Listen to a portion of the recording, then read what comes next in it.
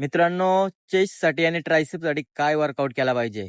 पाहिजे असला ना तर मला फॉलो करा. मी तुम्हाला सांगेन चेस्ट आणि ट्रायसेपचा वर्कआउट. पहिला सेट घ्यायचा फ्लॅट बेंच प्रेस. भाई 80 केजी भरलाय. एकदम स्मूथ मारल्या. लगेच भराचा भाई 100.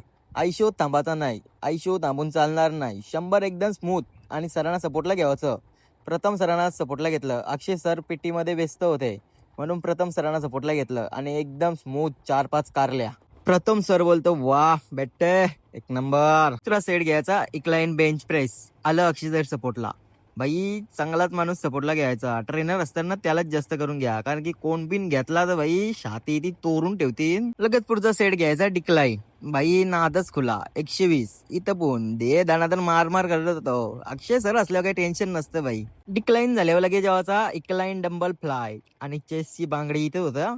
एकदम कंट्रोल फॉर्म आणि वेट जाईल तेवढाच घ्यायचा. इथे सेट करायचे आपल्याला 3 आणि एकदम प्रॉपर. पुढचा सेट घ्यायचा ट्रायसेप डंबल कल आणि ट्रायसेपचा इथे पेशर एकदम फाडवा. फक्त एकदम स्लो आणि कंट्रोल फॉर्म प्रॉपर मारायचा सेट.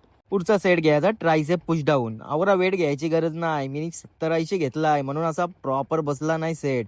फक्त ट्रायसेप पंप केलाय, कारण की चौथा सेट आहे एकदम प्रॉपर. वर्कआउट आवरला असेल तर आपल्याला फॉलो करा आणि अशाच नवीन नवीन व्हिडिओ बघायला.